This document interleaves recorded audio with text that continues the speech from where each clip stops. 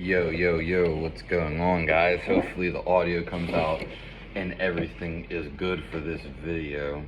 So I decided to do this inside just because basically when it comes down to it, boils down to it, I made my track list on my phone and I can't shoot the video because I shoot the videos off my phone and read the track list of my newest album, because this is what this is going to be about. I'm going to go over every song of my album, and I thought it'd be neat to do this, and I'm going to describe like how I feel about the song and the motivations behind the song. And obviously there's 10 tracks on this. We're going to take our time and go through. And the album's called You Are Number 2. It's going to be, I dropped the album last month, that's I Am Number 1. This one's going to be You Are Number 2. I'm excited to make the cover. It's going to be out. And then my next one is going to be All It Takes Is 3, or All It Took Was 3. And I'm going to hit a grab real quick. So, mind me for a second.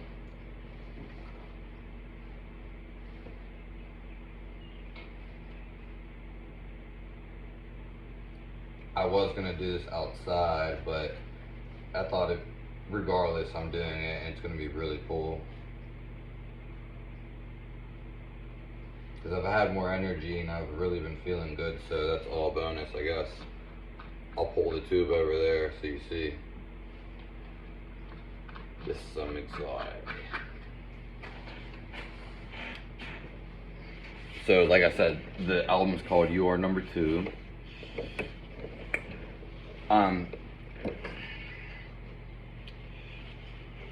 Yeah, so there's 10 tracks on it.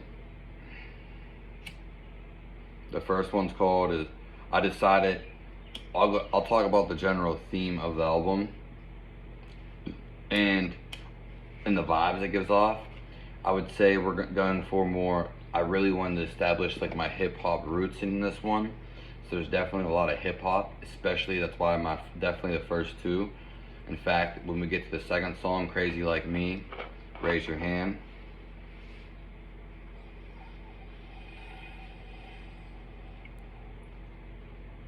I would say that song even sounds like Dr. Dre produced it and Eminem rapped on it.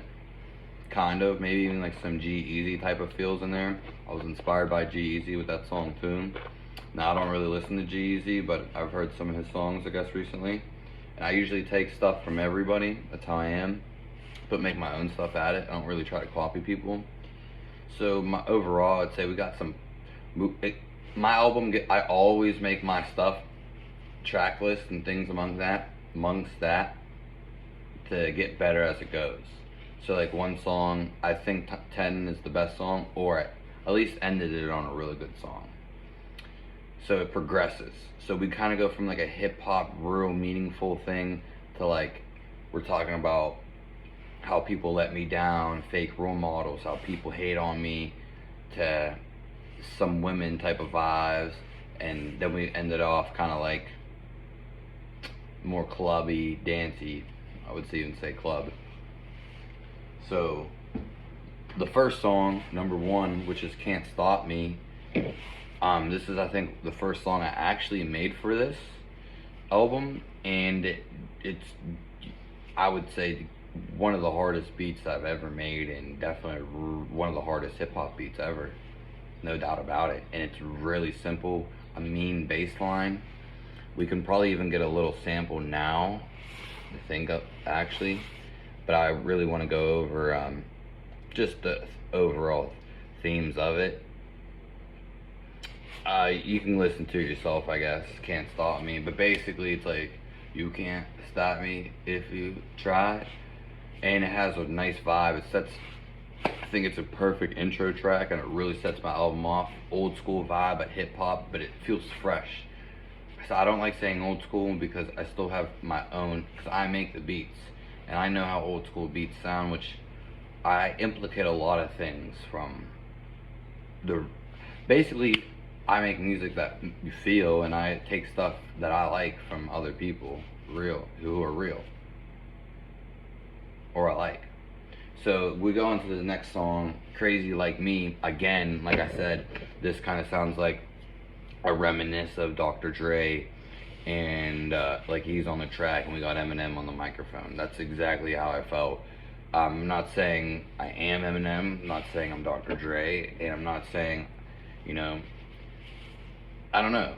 That's just how I felt. That's the only thing I give it to you. Now, you may say it doesn't sound like that at all. That's fine. Crazy Like Me is probably the most determinal track on there, I would say. Has the most determination. Relatively, I made it at the end, but it placed second because it got that old school vibe, and I kind of want them to go back to back between the first and second track. Now, again, those are both like old school, really, but new, fresh. And then we got No Fake Friends.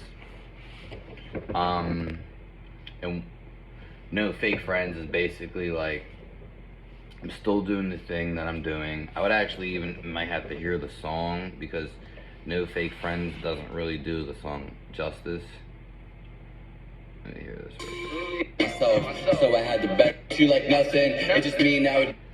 Yeah, so it's just like, I think I do speak about a girl in the song, and I'm also talking about like I don't want to waste my time anymore. Basically, I'm down to meet new people, but I'm not here to waste time anymore. You know, I don't want to beat around the bush, and I don't want to lie. I just want to have fun and be straightforward.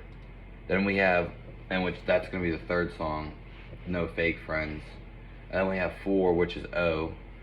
And O is basically, you know, the start of the chorus. Oh, go. Like, that's basically somehow some of the chorus goes.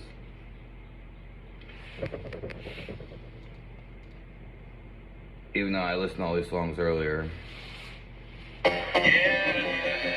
So, as you can tell from there, this song, again, more about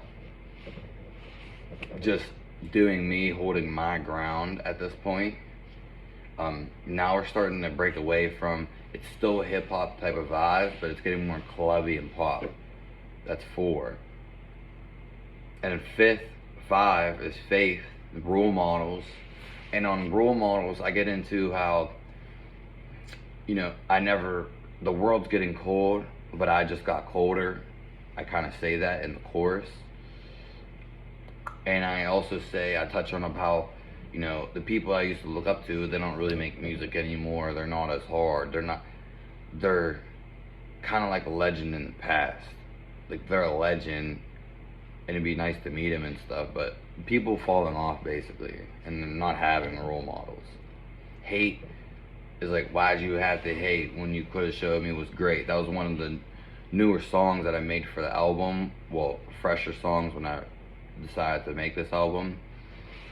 And hate, just like a lot of people, would rather hate you because the song's literally capital H-A-T-T-E, hate, capital letters. And the song's just really about how people hate on you. And instead of hating, you could have showed me something great, but instead you just want to hate and make fun of me, etc. So after that, we have another song, which is actually we're on track number 7 now, Is It Alright For Me To Feel Sad? Now the chorus is it alright for me to feel sad? Is it all? So we get into like a singing type of chorus, definitely pop chorus, lullaby chorus.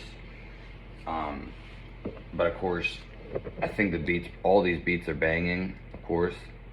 This beat's real meaningful. And I talk about in this song, is it alright for me to feel sad? I also say in my bag.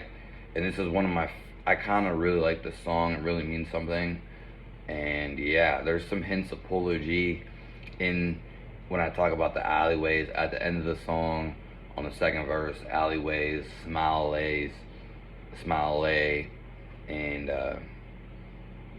things along those lines, because I was listening to some Polo G. But I just thought it sounded like some reminiscence of it, not nearly the song or anything. The song's real meaningful, like I said. Is it alright for me to sad? Is it alright for me to express myself? That's kind of how the chorus is. It's a real singy, poppy. I would even say I even got the one girl, I don't remember her name, but she sang do. I forget it. I was I don't remember, but she has a couple hits. I forget her name, Maggie, I think her name is actually. I don't remember, but she hooked up with Pharrell. I'm pretty sure she signed with Pharrell, or Pharrell definitely mentors her, or at the time he did. Maggie, and she has a song that's real popular, and I got some hints of that, or just some of her vibes. Number 8, Chicken. It's just kind of like girls. I don't want to say mocking them, but that's a good way to say it. And it's just kind of like some girls just need to like stand up for themselves.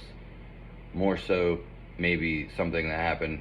You know, it's all about how you look at it at the end of the day, but how I express it is like someone's being a chicken, not being themselves. And that's a real good title. That's why I kind of ran around chicken. Why'd you have to be a chicken? Chicken.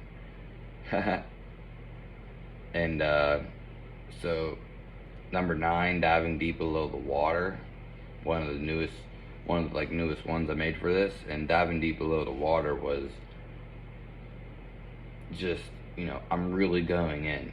Like, I actually sang on this chorus. I tried to, and I tried my best at the end of the day. That's what matters, the whole thing. And I made sure I really hit all the spots in this album. Diving Deep Below the Water, we got in some, like, you know, rapping, because I really like the rap verses, kind of, and then sing choruses, vice versa. So diving deep below water, and yeah, you make me wanna go farther and further away from you, the only thing that makes me feel this way. So like, and then it goes more into the chorus. So just kind of like poppy vibes, definitely dancey vibes at the end of this album. And yeah. Further, I did say that, yeah, never mind. Number 10, You Love My Life, at capitals, You Love My Life. And it's just about how somebody who's really interested in my life and the things I'm gonna do. Maybe a future relationship or connection that I have. And really poppy. I ended it on a real high note right here. Really good. One of the most exhilarating beats, I would say. Overall, the bass in all of these are wonderful. I love bass, and that's probably where I kill it the most. So, yeah, subscribe to the channel. This is going to be my album, You're Number 2. Thanks for, if you watch this. Obviously, I want to do a shout out to all my fans, everybody that supports me, and whoever's there, whoever I met before, you know, all the past relationships that I have. I approve. So have a nice day. It's not doomsday. It's not the end of the world. It never will be. Life goes on. Have a nice one.